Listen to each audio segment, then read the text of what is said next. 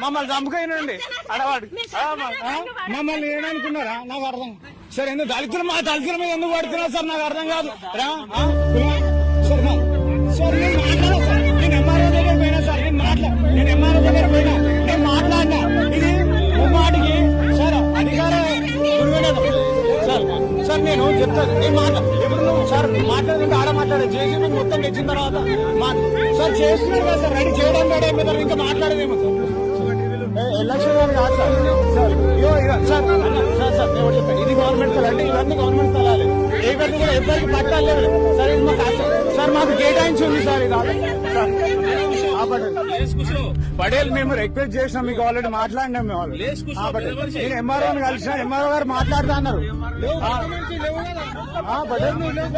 madam వచ్చి MRO గారితో మాట్లాడితే కూడా మేడం వచ్చి మాట్లాడుతా అన్నది మేడం వచ్చిన ఆయన మీరు ఎట్లా సార్